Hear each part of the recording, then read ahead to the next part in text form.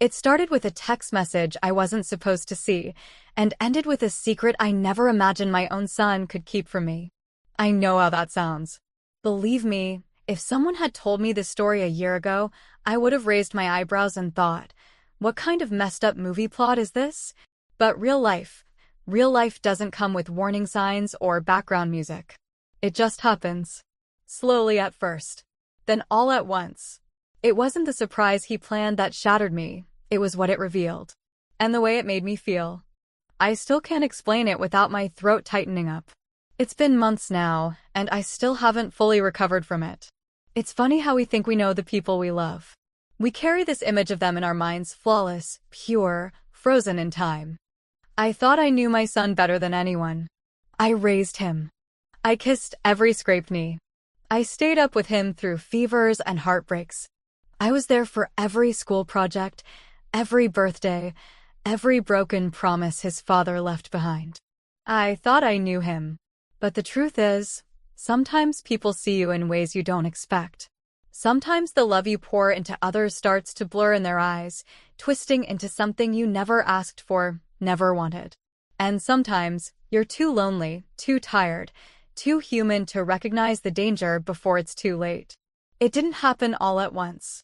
There wasn't this big dramatic moment where I suddenly realized something was off. No, it was slower, softer, like walking into the ocean one step at a time, thinking you're still safe. Until the ground disappears beneath you.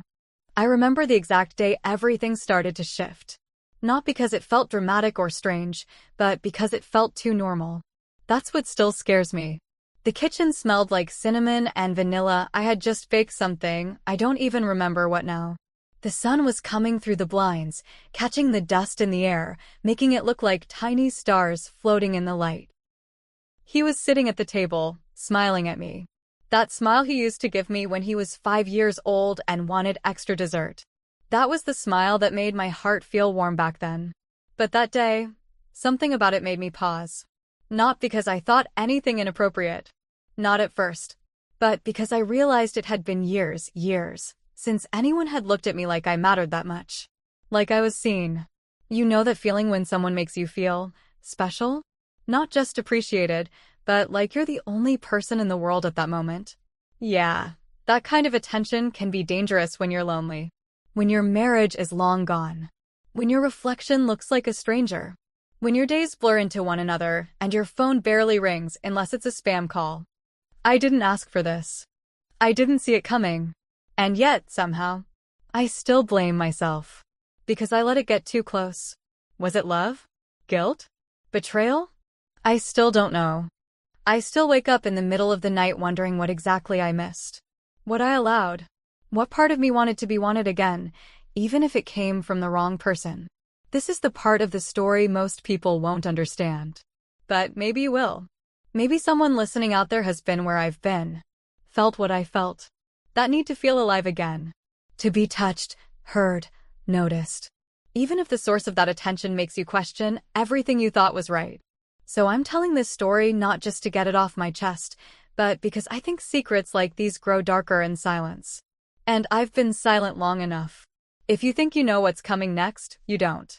Not even close. Subscribe if you believe the truth is always more complicated than it seems. Because this story is going to leave you breathless. And it's only just beginning.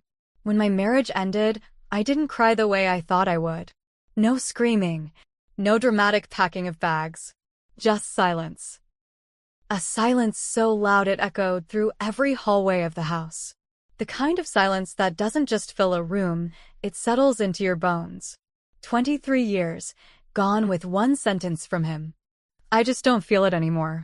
Like I was a phase. A season he'd outgrown. We signed the divorce papers on a Tuesday. It was raining, and I remember thinking how fitting that was. The world outside looked like how I felt inside, drenched, heavy, gray. After the split, he moved out of state. Barely calls. Doesn't check in on the kids. Doesn't ask how I'm doing. He found someone else younger, of course. And in the strangest way, that was a relief. At least now I had something to blame. Something concrete. But even after he left, I didn't feel free. I felt emptied, like a house that had been robbed. All the valuable parts of me, my self-worth, my energy, my joy were gone. I kept trying to hold it together. For appearances. For routine. But inside, I was unraveling thread by thread. And then there was my son. He's 27. Smart, warm-hearted. He looks so much like his father did when we first met, only softer. Kinder. He moved back into town after college. Said he wanted to be close to help. At first, I didn't question it. Honestly, I needed him. He helped around the house. Did my grocery shopping. Reminded me to eat when I forgot. Drove me to appointments when I didn't trust myself behind the wheel. He even started fixing things, creaky cabinets, old furniture. He said, "This house deserves better." And when he said it, sometimes I wondered if he meant me. It wasn't just what he did, it was how he did it. He looked at me like I mattered. Like I was more than a discarded woman. He called every night. Made me tea when I couldn't sleep. Held my hand in moments when I didn't even realize I needed comfort. And I let him. Because after everything I'd been through, I was tired. Tired of pretending I didn't miss being seen. Tired of carrying the weight of years spent unloved. Tired of waiting for someone to ask me, "How are you, really?" And mean it. And he did. He always asked. And I always answered. Maybe too honestly. Our bond grew tighter. At first, it felt normal. Natural. Like mother and son rediscovering closeness after years lost in the fog of a failing marriage. But soon, it started to feel different.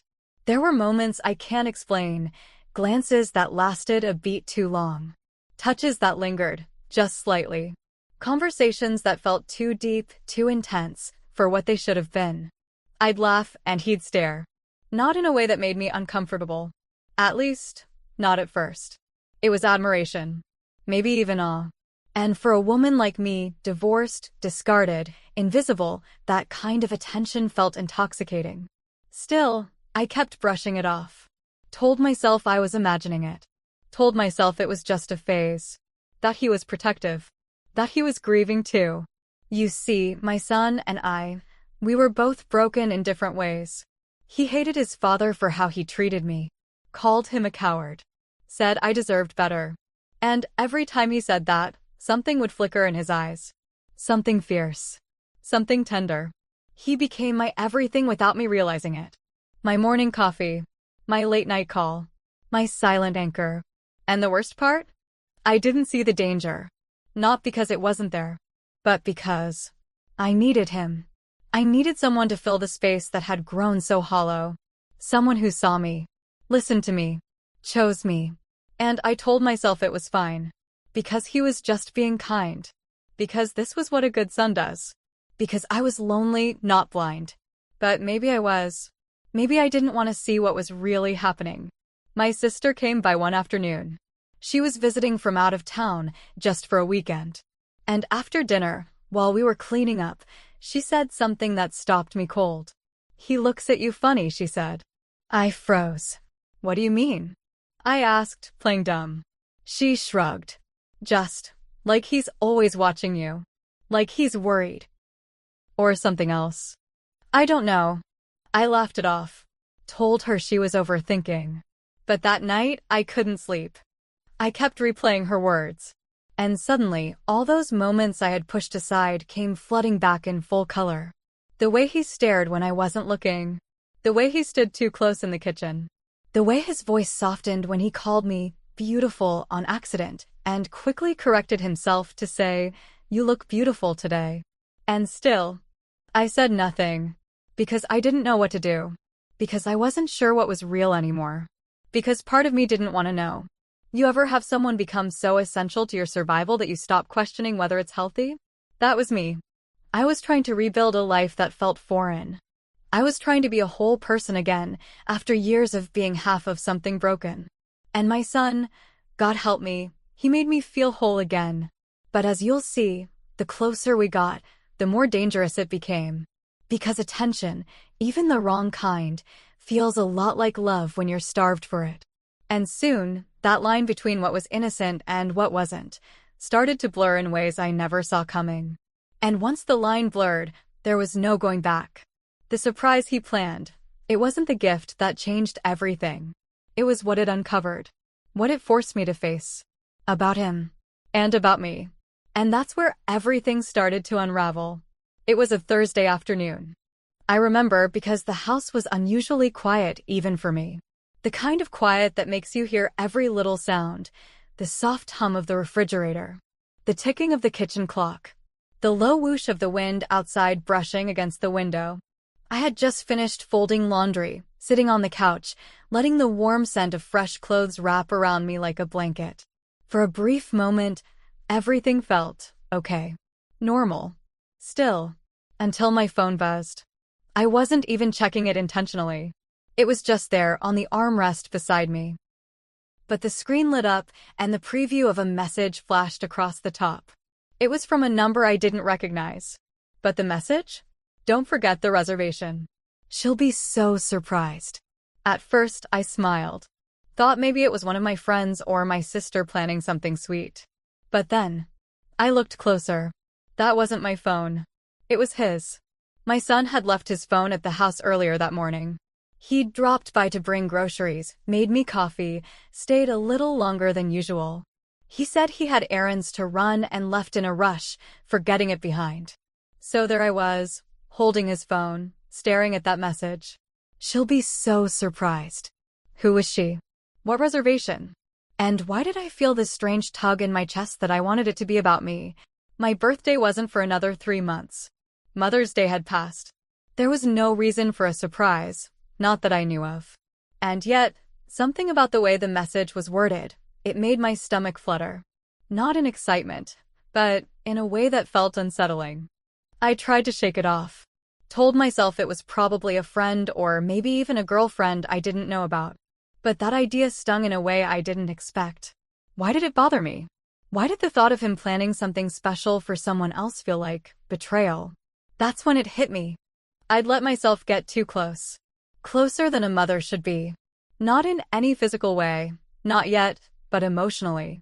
Emotionally, I had crossed a line, and I hadn't even realized it until that moment. A few hours later, he came back to get his phone.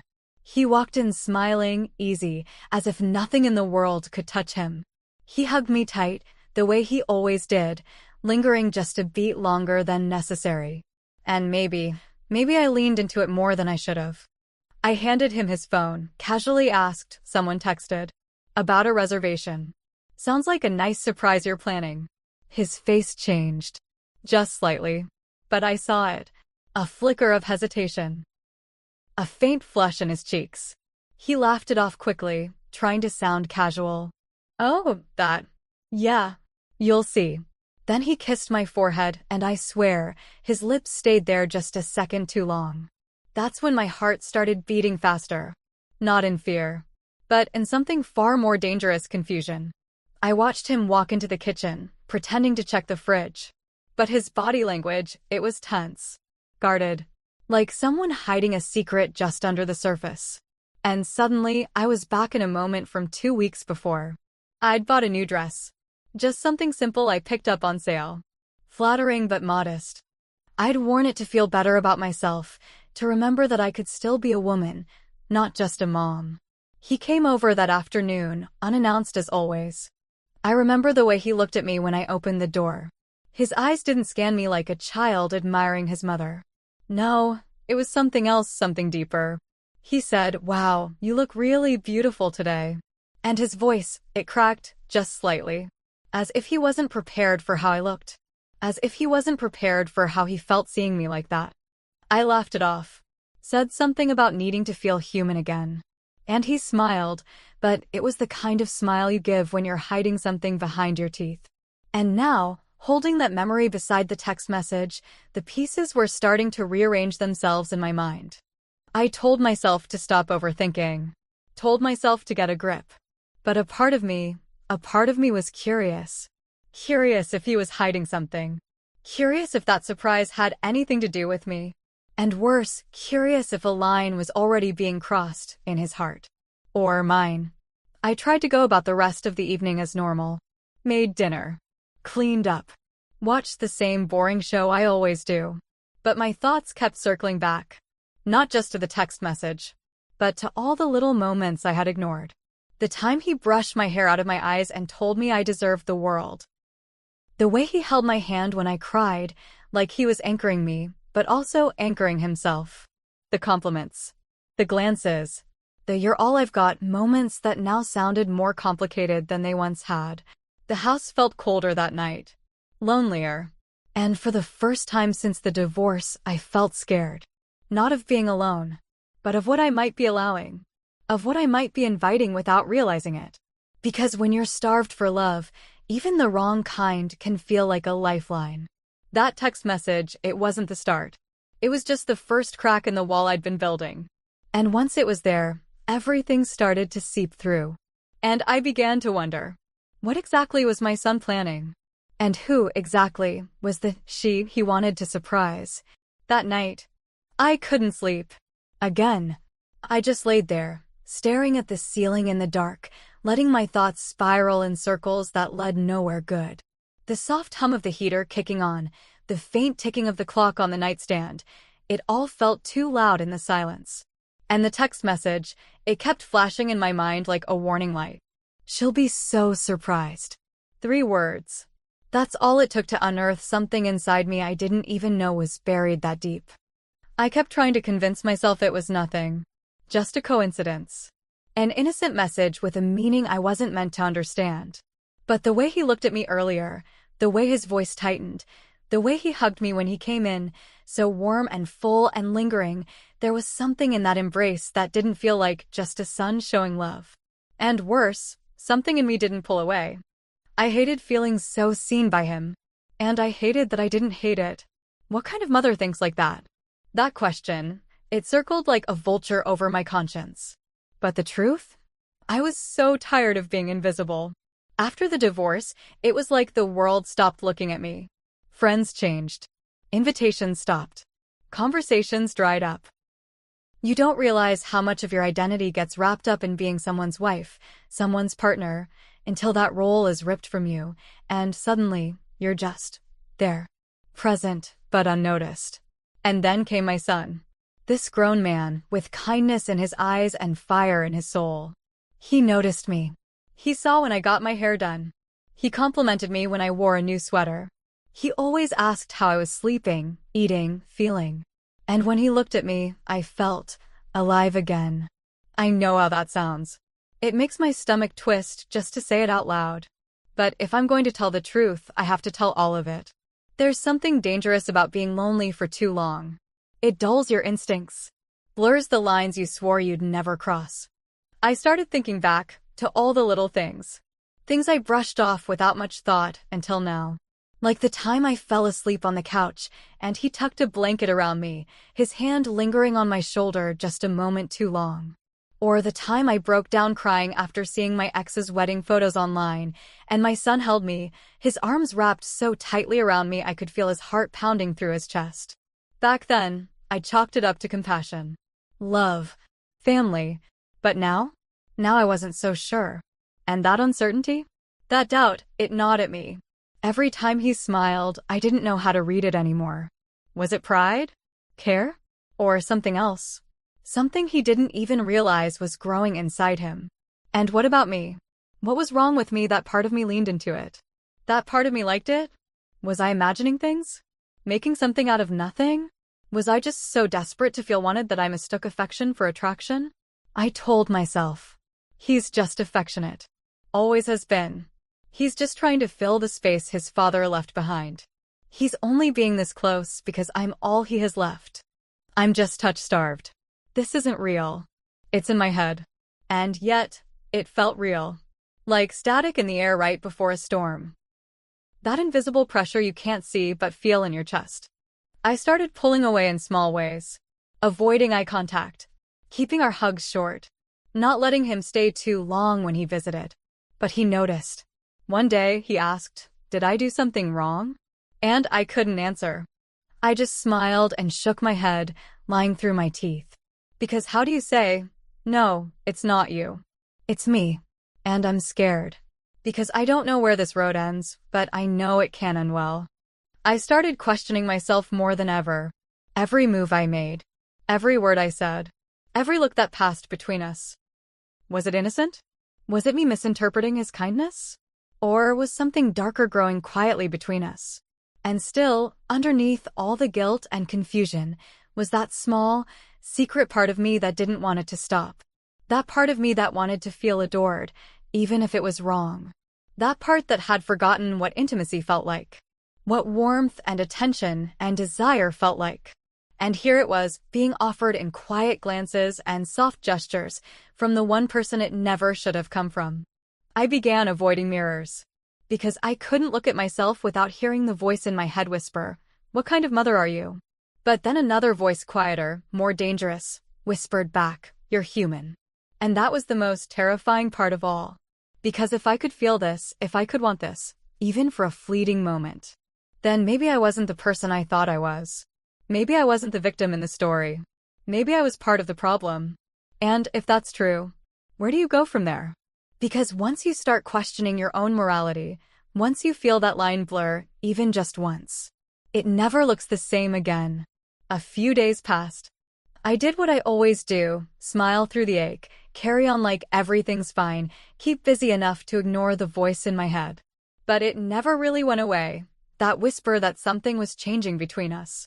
That feeling that I was on the edge of something I couldn't name. Then one evening, out of nowhere, he said it. "I want to take you out, Mom. Just us. Somewhere nice. You deserve a night where you don't have to think about anything." At first, I hesitated. It felt strange. But he was smiling so warmly, so innocently, like a child planning a surprise for his favorite person in the world.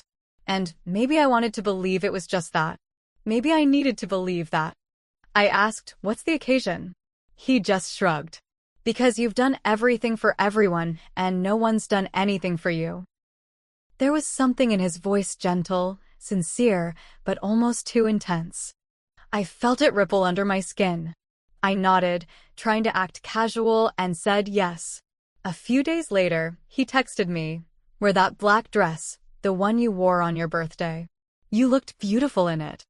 I stared at the message longer than I should have. Beautiful. Not pretty, not nice. Beautiful. I stared at my reflection for what felt like forever before getting ready.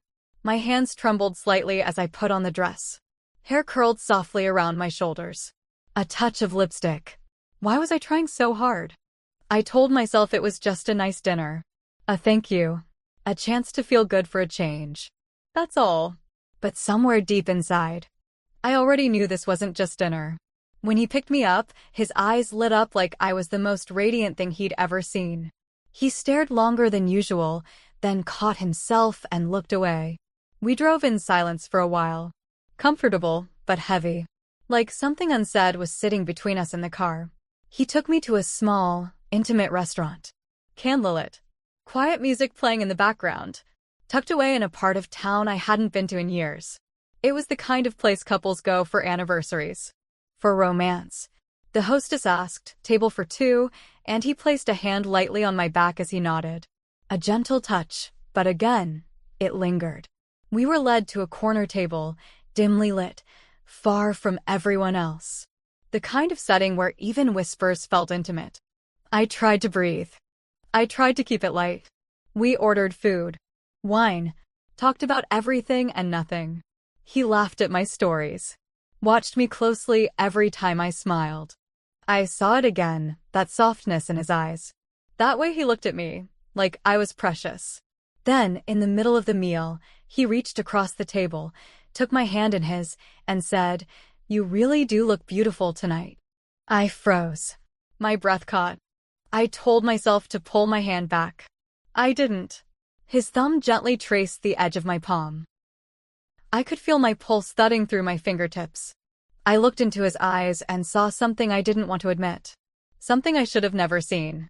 He talked about his childhood then. About the nights he heard me crying in my room. How he used to sneak to my door, just to make sure I was still breathing. How he always promised himself that when he was grown, he'd take care of me. "You were the only one who ever made me feel safe," he said. "You were always there. Even when Dad wasn't." I smiled, but it trembled at the edges. My throat tightened as I remembered the pain of those years. The loneliness, the cold dinners, the arguments behind closed doors. He reached up and brushed a piece of hair behind my ear. A small gesture. So small, but not small enough to ignore. I pulled away gently and laughed it off. You always did have a way with words.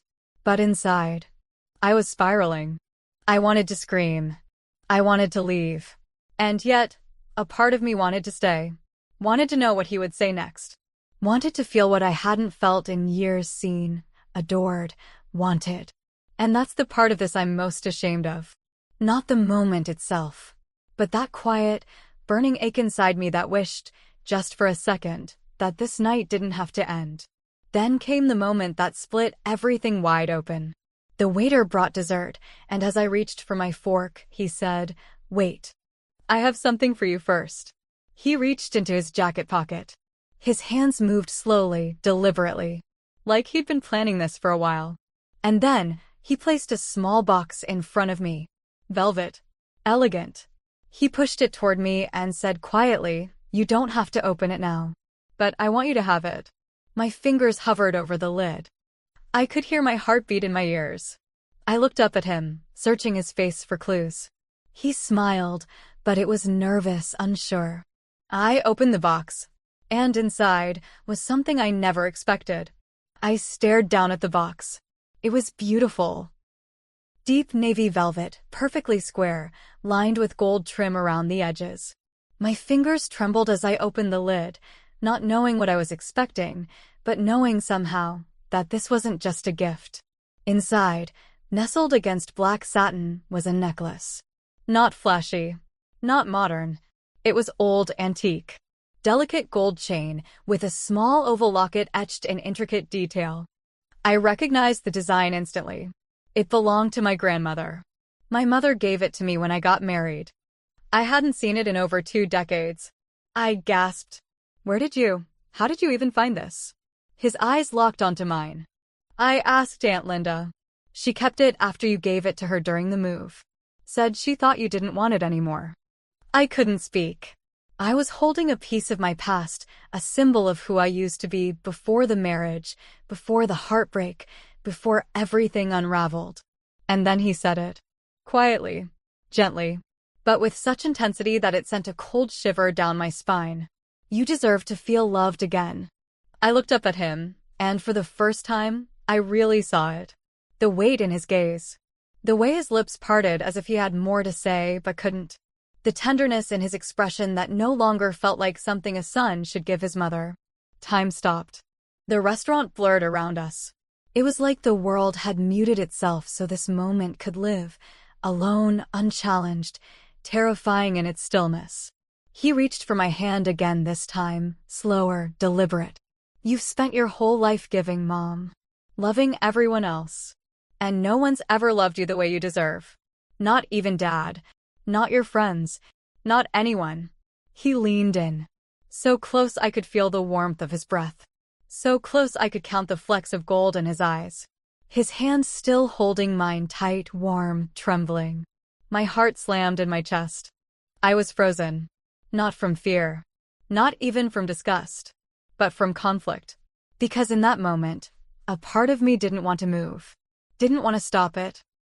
His face inched closer. Close enough that I could feel his hesitation. His hunger. Close enough that if I moved even slightly forward, our lips would meet. And still, I didn't move. Not forward. Not backward. Just still. Inside, my mind was screaming. "Stop this. This isn't right. He's your son." But my body didn't get the message. It was like I was split in two. The mother who knew this was wrong. And the woman who hadn't felt desired in years, whose heart was starved for warmth, whose skin ached to be touched. He reached up, fingertips grazing my cheek, soft and reverent, as though I were something fragile, holy. And that was the breaking point. I flinched. Pulled back, sudden, sharp, like snapping out of a trance. I stood up so fast the chair behind me screeched against the floor. The restaurant seemed to come alive all at once, the clinking of glasses, the murmur of voices, the soft jazz music playing overhead. It all came rushing back. He blinked, stunned. Still seated. Still reaching toward the space I had just occupied.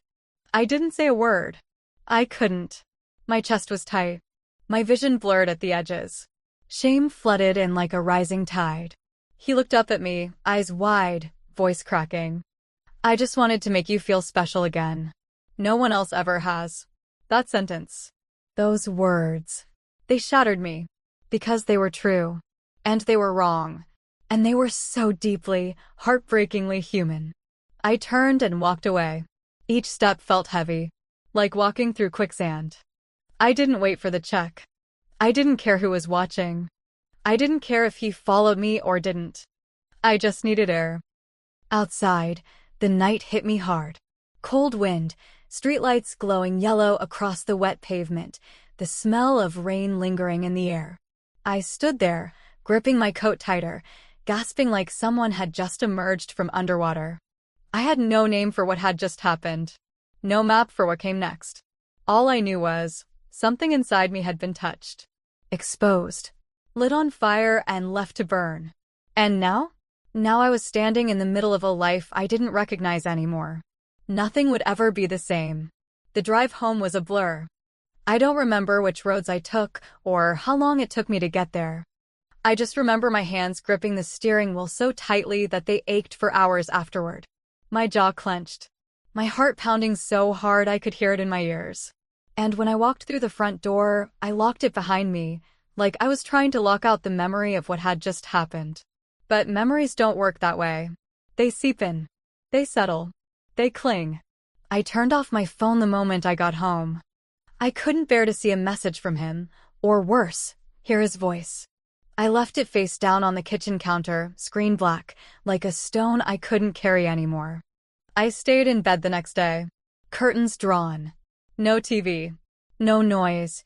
Just me, buried beneath the covers, the necklace still sitting in the pocket of my coat like a weight I couldn't throw away yet.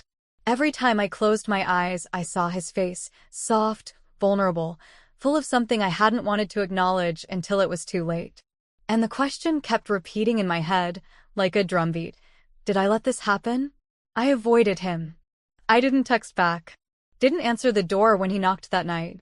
I watched from the hallway as he stood there, shifting from foot to foot, shoulders slumped, holding a small paper bag. I don't know what was inside. Dinner, maybe. Or another gift. I never opened the door to find out. He stood there for a while.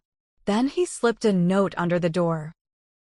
I picked it up hours later, when I was sure he was gone. It said, "I'm sorry. Please don't hate me. I didn't mean to cross a line. I just wanted you to feel loved." There it was again. That word, loved. But what kind of love was this? Was it misguided? Was it something deeper? Or was it just the brokenness in both of us manifesting in the worst possible way?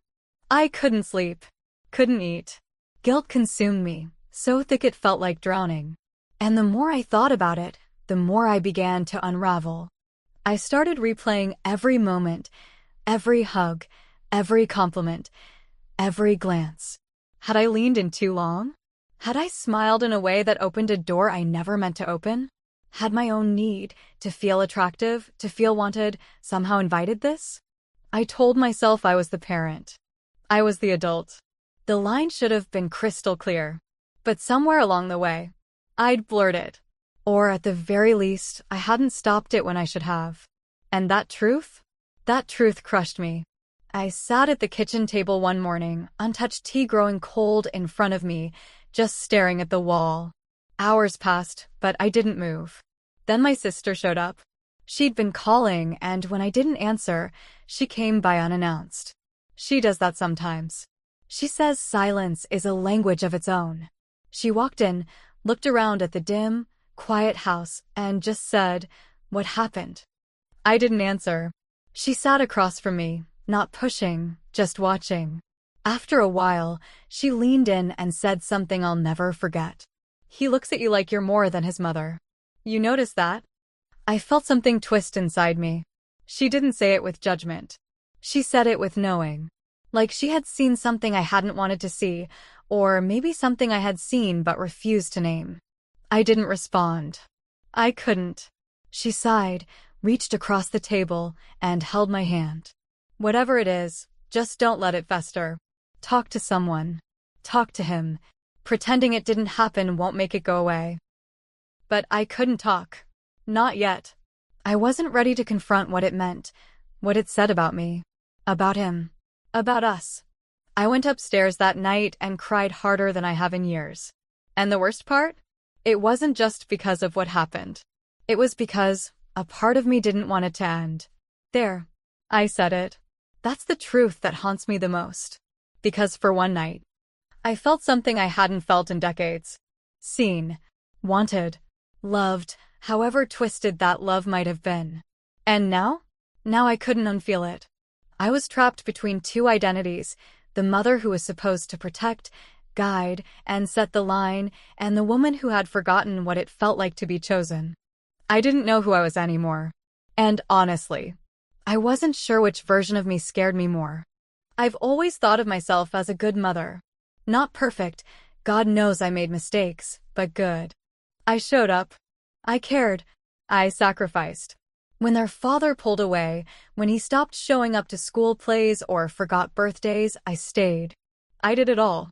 The meals, the bills, the tears, the comforting words. I didn't always believe myself. So how did I get here? Now, every time I walk past a mirror, I don't see that woman anymore. The strong one. The dependable one. I see someone else entirely, someone fragile, hollow, ashamed. I sit with questions now. Heavy, uncomfortable questions that don't leave when I shut my eyes or try to distract myself. Did I fail as a mother? Or was I just a woman, tired, worn down, who reached for warmth in the one place it never should have come from? I keep going over that night again and again, searching for a moment where I could have stopped it. The moment the line could have been redrawn before it disappeared completely. But it didn't feel like one single moment. It felt like erosion. 1,000 small slips, smiles, touches, glances, that wore away at the boundary until we were standing on the edge of something unthinkable. Maybe I raised a boy who loved me too much. Or maybe my own heart was so empty it mistook comfort for connection. I never thought it could happen to me. Never imagined I could be the kind of woman who blurred those lines, even in my own mind.